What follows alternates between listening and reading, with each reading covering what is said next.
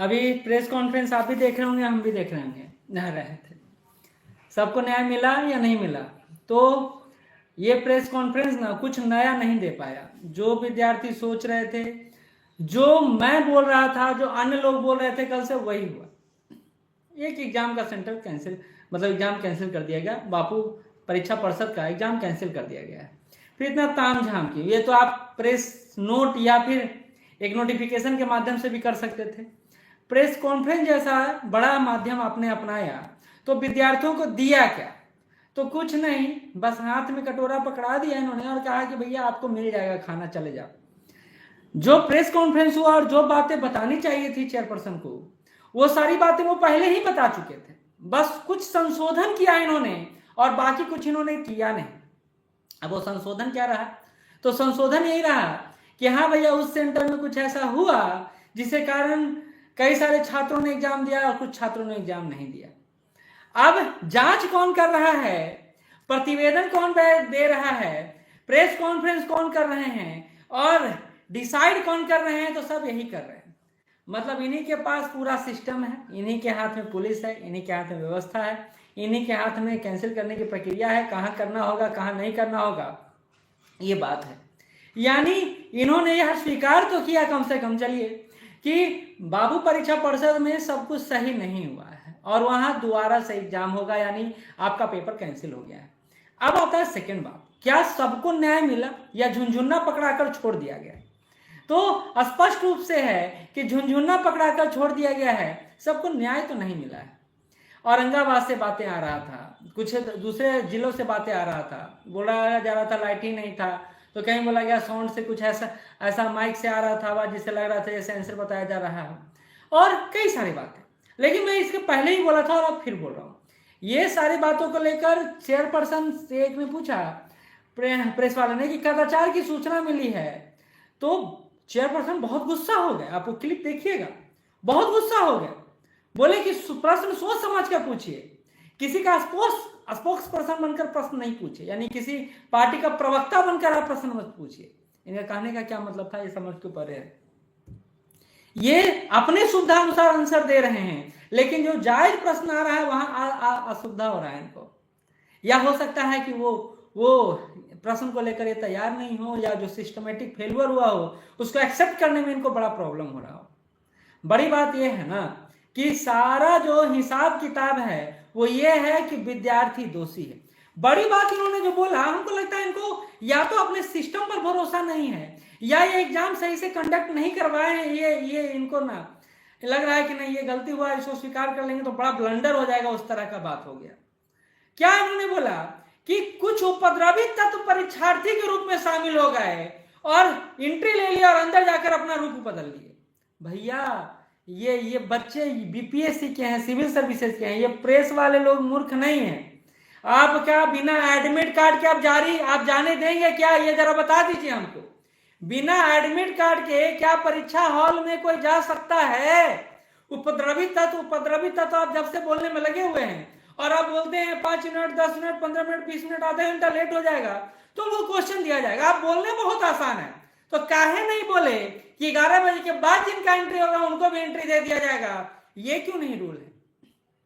एक एक मिनट का महत्व होता है, एक एक सेकंड का महत्व होता है, और आप जब जितनी निर्दयता से बात करते हैं ना, उससे विद्यार्थी क्षुब्ध हो जाता है।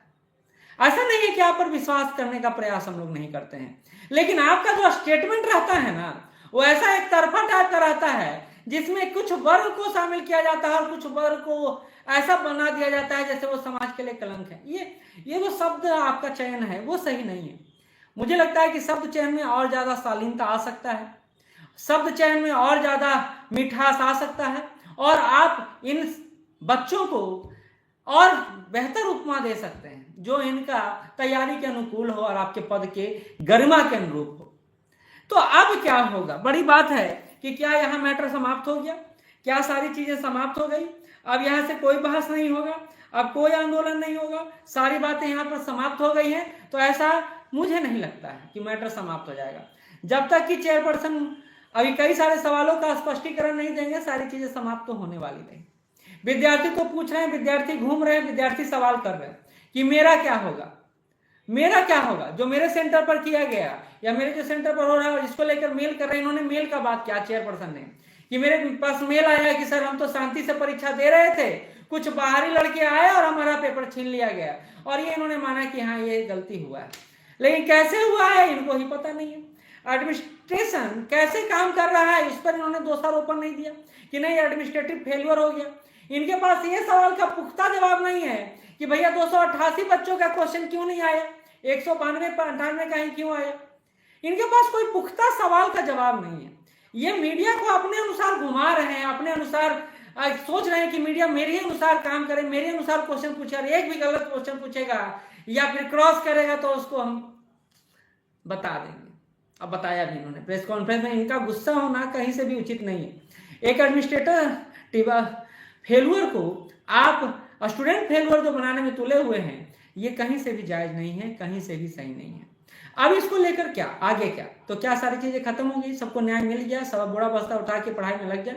तो मैं कहूंगा जिनको एग्जाम दे चुके हैं उनको पढ़ना भी चाहिए। ऐसा नहीं कि आप इंतजार करें। आप ये दो चीजें हैं, एक तो जिनको बाबू परीक्षा परिषद में एग्जाम देना है उनको पीटी की तैयारी में लग जाना है, बिल्कुल लग जाना है। अब कितना दिन बाद एग्जाम होगा यह अभी क्लियर नहीं है, लेकिन एक बात क्लियर है कि अब आपका एग्जाम होगा, जो आपका कष्ट था उसका निवारण किया गया है। दूसरा बात अन्य लोगों का क्या होगा, तो उसको लेकर बात चल रहा है और हम लोग ये बात करने में लगे हुए हैं कि अगला क्या, अगला स्टेप क्या। आज ही हम लोग इस पर मीटिंग कर रहे हैं और इस पर आगे का क्या हमारा स्ट्रेटजी होगा उस पर डिस्कशन होगा। अब ये ओपन करना सही नहीं होगा सारी चीज़ें, क्योंकि प्रशासन के स्तर पर बहुत चीज़ें अब एक्टिवनेस दिखाई दे रहा है, एक्टिव लोग नजर आ रहे हैं। अब क्लियर चीज़ें हैं कि अब आपके ऊपर खतरा मंडरा रहा है। पटना के 3 कोचिंग संचालक नज़र में हैं। अब कौन कौन है ये तो भविष्य के गर्त में छुपा हुआ है, लेकिन मैं तो ये मानता हूँ और ये जानता हूँ कि सही के लिए आवाज़ उठाना किसी भी रूप में गलत नहीं होता है, और गलत तो हो रहा है बच्चों के साथ। और इतने बच्चों का जो कमियां रहा उसको ना स्वीकार करके इतने बच्चों पर आरोप प्रत्यारोप का जो खेल खेला जा रहा है वो सही नहीं है। हाँ, ये मानता हूं मैं कि बच्चे आक्रोशित हो गए और आक्रोशवश उन्होंने जो काम किया है वो लीगल रूप से सही नहीं है। लेकिन अगर एक स्टूडेंट के रूप में देखें, एक इमोशन के रूप में देखें, तो आपको पता चलेगा कि आधा घंटा के बाद भी अगर क्वेश्चन नहीं मिलता है तो दिमाग फटने लगता है, माथा एकदम 2-4 होने लगता है अब ये मोह भंग की स्थिति उत्पन्न हो जाती है। और ऐसे में अगला निर्णय आपका क्या होगा वो आपके भविष्य को तय करता है, और यही निर्णय लेने में हो सकता है कि स्टूडेंट से गलती हो गया, यही निर्णय में लेने में स्टूडेंट से गलती हो गया हो। लेकिन इसका खामियाजा ये नहीं कि आप उन पर प्राथमिकी दर्ज करवा दें। 200-150 स्टूडेंट के खिलाफ प्राथमिकी दर्ज करवाएंगे, उनका जीवन खराब हो जाएगा। और ऐसा नहीं है कि प्राथमिकी दर्ज होने के बाद उनका जीवन पूरा ही समाप्त हो जाएगा, लेकिन 70वीं समाप्त हो सकता है कि इसके पहले भी बीपीएससी ने यह काम किया था और हाई कोर्ट ने उसको रोक लगा दिया था, नहीं आपका डिसीजन गलत। लेकिन जो सिनेरियो बन रहा है, जिस तरह का प्रेस कॉन्फ्रेंस से उम्मीद था वो नहीं मिला।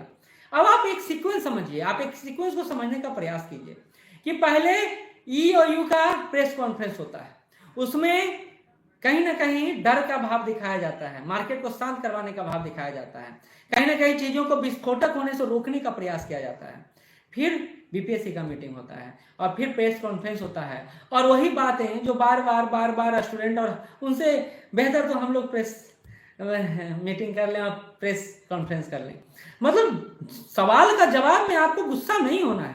एडमिनिस्ट्रेशन में सिखाया जाता है कि आपको सवाल का जवाब बहुत शालीनता से देना है, और आप चेयरपर्सन हैं तो आपको तो रूखे सवालों से भी सामना करना होगा, मीठे सवालों से भी गुजरना पड़ेगा।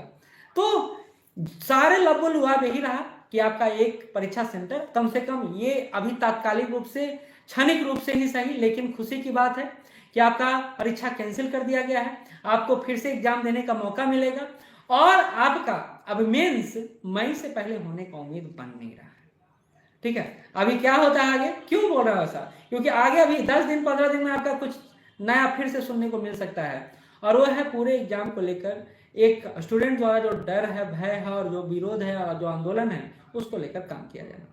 ये सारी चीजें आपको दिखाई दे सकती हैं, सुनाई दे सकती हैं आगे आने वाले दिनों में। अभी पूरा रिवील नहीं करूंगा मैं, क्या होगा क्या नहीं होगा उसको रिवील नहीं करूंगा मैं, लेकिन हम लोग प्रयास तो कर रहे हैं कि आपकी सामूहिक बात को उठाया जाए, आपके बारे में चर्चा किया जाए, सारे को टीचर को एक प्लेटफॉर्म पर लाया जाए, और बच्चों के हित में क्या सही और क्या गलत है उसके बारे में बात किया जाए। कुछ लाइफ बर्बाद नहीं होगा और कुछ गलत नहीं होने दिया जाएगा। लेकिन एक गलती जो बीपीएससी ने किया उसको सुधारने का प्रयास आज जरूर हुआ है, और यहाँ ही अगर गलती माने हैं, स्वीकार किए और यहाँ ही कैंसिल किए हैं, तो और कुछ जो गलतियां किया हैं उन्होंने उस पर भी बात करना होगा। लेकिन बीपीएससी चेयरपर्सन ने एक बहुत अच्छा सवाल पूछा कि बताइए कहाँ कदाचार हुआ है, कहाँ से सूचना मिला है, क्या मिला है और नहीं मिला है। तो प्रेस में कई सारे बच्चे सामने आ रहे हैं लेकिन उनके पास प्रूफ नहीं है, उनके पास एविडेंस का पूरा अभाव है। तो मैं बच्चों से अपील करना चाहूँगा कि आप अगर बात कर रहे हैं, काम कर रहे हैं, आप सबको जोड़ रहे हैं, एक प्लेटफॉर्म पर ला रहे हैं, बहुत अच्छी बात है, बहुत अच्छा प्रयास है। आप इसके साथ एविडेंस कलेक्ट कीजिए, आप इसके साथ साक्ष्य लाइए। सिर्फ बोली से आप महान नहीं हो सकते हैं और बोली से आप बीपीएससी को गलत नहीं साबित कर सकते हैं। इसके लिए आपके पास प्रमाण होना चाहिए, इसके बारे में आपको एक बार राय मशवरा करना चाहिए, कुछ बच्चों को सामने आना चाहिए और इस पर जो एविडेंस उनके पास है वो हमको लोग को देना चाहिए। तब हम लोग आगे उनके साथ खड़े रहेंगे और एक महा तैयारी कर पाएंगे आपके लिए कि आगे क्या करना है। लेकिन बिना एविडेंस के बात करना, देखिए सिविल सर्विसेज के छात्र हैं और मैं टीचर हूँ, ऐसे ही मैं बोल दूं कि ऐसे हो जाएगा, हवा महल बना देंगे, तो ये सही नहीं है। एविडेंस है आपके पास, प्रमाण है आपके पास, तो सामने लाएं, साथ चलेंगे, साथ लड़ेंगे। ऐसा नहीं कि छोड़ दूंगा आपको, छोड़ूंगा तो कभी नहीं, चाहे एग्जाम हो चाहे ना हो, एक कैंसिल करवाया है हमने और आगे करवाने का प्रयास करेंगे। आपका पढ़ाई छूटने नहीं देंगे, होने का पूरा प्रयास करवाएंगे। तो ये सारा काम चलते रहेगा, ये सारा काम होते रहेगा। लेकिन आपको आगे अगर काम करना है और न्याय चाहिए, और हम चाह रहे हैं कि आप बच्चों को ओवरऑल कैंसिल हो चीज़ें, अगर गड़बड़ी हुआ है तो ओवरऑल हो, और इसके लिए आपका साथ चाहिए, आपका विश्वास चाहिए। हाँ ठीक है, वायु कुल्हड़ जी बोल रहे हैं कि एविडेंस है ना आयोग के पास, बिल्कुल सही बात है कि उनके पास एविडेंस है, लेकिन क्या वो सामने ला रहे हैं? वो तो देखिए ना, वो बापू परीक्षा परिषद का जो वीडियो लाए हैं वो भी सोच समझ कर वीडियो दिए हैं, बहुत सोच समझ कर दिए हैं। तो ये सारा बात है।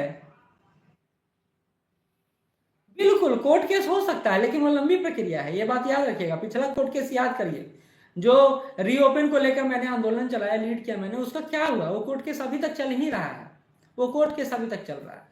प्रमाण चाहिए, कोर्ट में भी प्रमाण चाहिए। ऐसे ही नहीं कि आप उठ के चले जाएंगे और कुछ भी दे देंगे और सही माना जाएगा। प्रमाण आप एकत्रित कीजिए, क्योंकि अगर टीचर सामने रहेंगे तो कोचिंग माफिया कहकर आपके आंदोलन को कमजोर करने का प्रयास किया जाएगा। हम लोग साथ हैं लेकिन आगे आप ही हैं, ये बात याद रखिएगा।